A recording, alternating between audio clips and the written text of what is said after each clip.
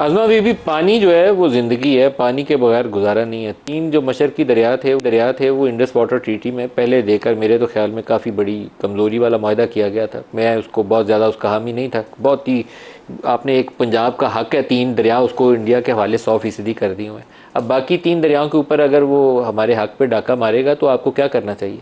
मलिक साहब, इसके ऊपर प्राइम मिनिस्टर साहब बहुत कैटेगोरिकली और मेरे ख्याल फील्ड मार्शल साहब ने भी एक आधी मरतबा इस पर जिक्र किया है कि पानी अगर रोकना जो है वो पाकिस्तान पे हमला तस्वुर होगा, और फिर ज़ाहिर है जब पाकिस्तान पे हमला होगा तो उसका जवाब दिया जाएगा। लेकिन जितने भी सफारती और जितनी भी कानूनी जो तरीक़ाकार हैं वो भी यकीनन अडॉप्ट किए जाएंगे, क्योंकि पाकिस्तान एक पुरअमन मुल्क है। हमने हमेशा अमन की बात की है, हमने हमेशा मुज़ाकरात की, हमने नेगोशिएशंस की बात की है, और उसको हम हमेशा आगे लेके चले हैं। लेकिन अगर किसी को कोई शौक़ आएगा जो है वो कोई दोबारा से हमाकत करने का, तो फिर ज़ाहिर है फिर वो किसी के भी मुफाद में नहीं होगा। और ये इंडिया की गलत फहमी है, अब तो खैर काफ़ी हद तक दूर हो गई होगी और हो जानी चाहिए कि इंडिया जो है वो पाकिस्तान को डोमिनेट कर सकता है। सो पानी के हवाले से यकीनन पाकिस्तान ऑलरेडी एक जो है वो वाटर डेफिशिएंट कंट्रीज़ में से है, और पानी की जो सतह है हमारे मुल्क के अंदर वो दिन ब दिन जो है वो कम हो रही है। और इसके ऊपर बहुत सारा काम गवर्नमेंट लेवल के ऊपर भी जो है वो किया जा रहा है, होना चाहिए। लेकिन ये इतना आसान नहीं होगा इंडिया के लिए कि वो मतलब उसका दिल चाह रहा है और वो पानी बंद कर दे। पानी बंद करके लेके कहाँ जाएगा? सवाल ये है कि क्या उसके पास नए डैम्स जो हैं वो तैयार हैं जहाँ वो पानी जो है वो रोक लेगा? और फिर इंडिया के ऊपर चाइना भी मौजूद है जहाँ से पानी आता है। और अभी कुछ दिन पहले आपने एक चाइनीज़ उनके मैंने उनको सुना एक्सपर्ट को, और वो कह भी रहे थे कि जी हम ऊपर बैठे हैं फिर पानी के ये एग्जैक्टली ये सेंटर में है, और अगर ये नीचे वाले का पानी रोकेंगे तो हम ऊपर बैठे हैं। तो ये एक अजीब व गरीब किस्म का खित्ते के अंदर एक ऐसी चीज़ शुरू हो जाएगी वो कतई तौर पर इंडिया को सूट नहीं करती। ऊपर चाइना है, नीचे पाकिस्तान है, बीच में इंडिया है।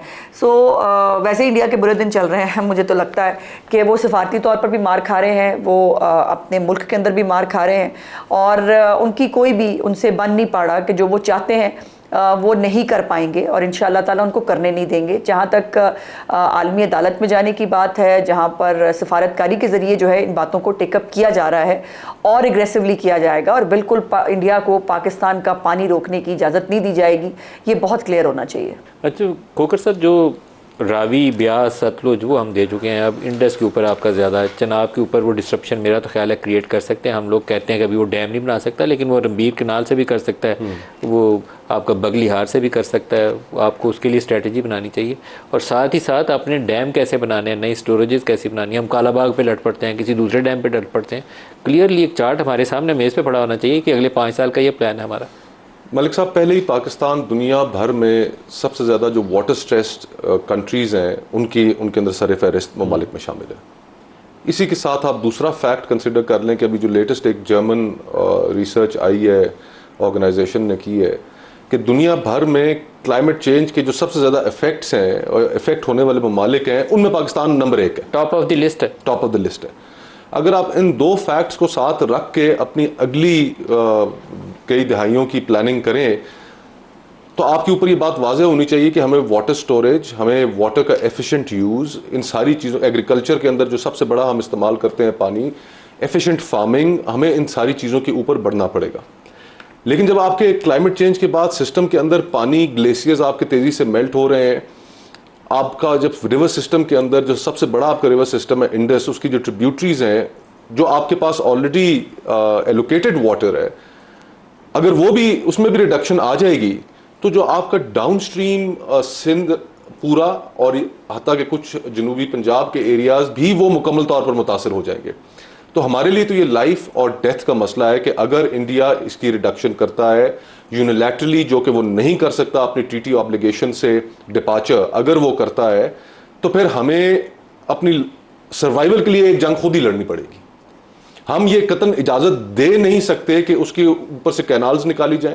फिर देयर वाज अ पीरियड कि जिसमें हमें उस वक्त की अब आई डोंट नो कि क्यों नहीं ये हुआ, ये एक बड़ा सवाल है कि उनके कई प्रोजेक्ट्स जब वो उनके ऊपर 70% तक काम हो चुका था, उस वक्त हम जाकर जागे और आर्बिट्रेशन और वर्ल्ड बैंक को हमने जगाया कि पहले जनाब 3 ईस्टर्न रिवर्स में जो डाउन स्ट्रीम आपके यूजर्स हैं उनका राइट होता है, आपने रावी दे दिया, ब्यास दे दिया, सतलुज दे दिया, कहाँ पर है वो दरिया, तो वो पानी उनका आना चाहिए था ना नीचे। और मलिक साहब इसके ऊपर पूरा एक दुनिया के अंदर प्रेसिडेंट्स मौजूद हैं। जिस तरह रिवर नाइल है, वो दर्जनों ममालिक से होकर गुजरता है, कहाँ से उसकी शुरुआत होती है और कहाँ जाकर वो पहुँचता है। तो इसके ऊपर प्रेसिडेंट्स मौजूद हैं, केस लॉज मौजूद हैं कि जहाँ पर ममालिक ने डाउन स्ट्रीम एक दूसरे के साथ पानी रोकने की कोशिश की तो लोअर रिपेरियन जो था वो अदालत में चला गया। तो इतना आसान नहीं है इंडिया के लिए कि वो हमारा पानी ले जाएगा। हम लोअर रिपेरियन है। अब एक दरिया फॉर एग्जांपल झेलम, उसके बारे में मैं तो एक्सपर्ट नहीं हूं, लेकिन आई हैव रेड समवेयर कि एक्सपर्ट्स ये कह रहे हैं कि झेलम को डैम करना वो उनके लिए काफ़ी मुश्किल है। अगर वो करते हैं तो जम्मू को फ्लड करने की एक सूरत हाल उनके लिए पैदा हो जाएगी। सो उनके लिए भी ये एक बहुत बड़ा चैलेंज है कि अगर उन्होंने ये थ्रेट एक्सिक्यूट करनी है तो किस तरह करनी है, किस टाइम फ्रेम में करनी है, और पाकिस्तान का रिएक्शन क्या होगा। हमें अपना रिएक्शन पहले दिन से बड़ा क्लियर रखना चाहिए, और इसमें कोई अपोजिशन नहीं, कोई हुकूमत नहीं, बिला वजह का क्रिटिसिज्म भी मैं नहीं करना चाहता। लेकिन प्राइम मिनिस्टर ने, जो गवर्नमेंट है, हमारे आर्मी चीफ भी, फील्ड मार्शल साहब भी, उन्होंने कैटेगोरिकली इस चीज़ का आदा किया है कि जनाब अगर ये काम हुआ तो पाकिस्तान इसको एक एक्ट ऑफ वॉर तस्वुर करेगा। तो हमें वो एम्बिग्विटी भी रखनी चाहिए कि अगर कोई आप काम शुरू करेंगे तो फिर जो फुल स्पेक्ट्रम डिटरेंस है वो अपनी जगह पर मौजूद, लेकिन हम अगला काम करने के लिए भी तैयार। बिल्कुल सही है। खालिद चिश्ती साहब, जो एक इशू था कि उनके मिसाइल जब ब्रह्मोस वगैरह या दूसरे आए हैं हमारे शहरों तक, हमारे भी गए हैं उधर, उनके इलाकों को हिट किया, लेकिन एयर डिफेंस सिस्टम जो हैं उनको भी आपको अपग्रेड करना पड़ेगा। मुझे नहीं मालूम कि हमारे पास चाइना का वो कौन सा था, HQ-9 है या कौन सा, उसको नाम आप बेहतर बता सकते हैं, लेकिन आपको फ्यूचर वॉर्स के लिए ये प्रिपेयर करना पड़ेगा कि उनके ब्रह्मोस आए तो आप उसको शॉट डाउन करें, यहाँ आपके शहरों को, आपकी किसी बेस को वो हिट ना कर पाए। इंडिया की जानब से हम सुनते हैं कि वो अमेरिका से ले रहा है कि जैमिंग का जो पाकिस्तान के पास सॉफ्टवेयर था उसका तोड़ हमें दे दो। तो हमें भी इन चीज़ों पे फौरी काम करना पड़ेगा कि उनके मिसाइलों को हम शहरों से आने से पहले मार गिराएं। जी मलिक साहब, ये जो ब्राह्मोस मिसाइल जिसका नाम ले रहे हैं ना, ये इंडिया रूस के ताउन से बना था, और मॉस्को में एक रिवर है उसका आधा नाम वो लिया गया था, और ब्रह्मपुत्र जो इनका रिवर है ये ब्राह्मो, उसर से ब्राह्मोस आया है। मॉस्को वो एक रिवर है जिसका ये जॉइंट नाम रखा गया था। बड़ा इफेक्टिव मिसाइल है, इसमें कोई शक नहीं है, लेकिन एक चीज क्लियर रखें, बिल्कुल ये कहना आसान है कि हमें एक डिफेंस उनके खिलाफ करना चाहिए। देखिए दुनिया में, ये आपने शुरू में अपने इंट्रोडक्शन में ये बिल्कुल वैलिड बात कही थी कि ये दुनिया में ऑनगोइंग रेस होती है between offence and defence. Military की तमाम जो प्रोडक्शन यूनिट्स हैं, जो ये जो इंडस्ट्रीज हैं, वो इसी पे चलती हैं। एक मुल्क एक मिसाइल बना लेता है, दूसरा मुल्क उसका तोड़ निकाल देता है। जब वो तोड़ निकल आता है तो जाहिर है वो जो बनाने वाला है वो उसका सिस्टम ऑब्सलीट हो गया, वो फिर उसको अपग्रेड करता है। तो इसका ऑनगोइंग ये एक रेस कह लें या एक ऑनगोइंग कंपटीशन रहता है।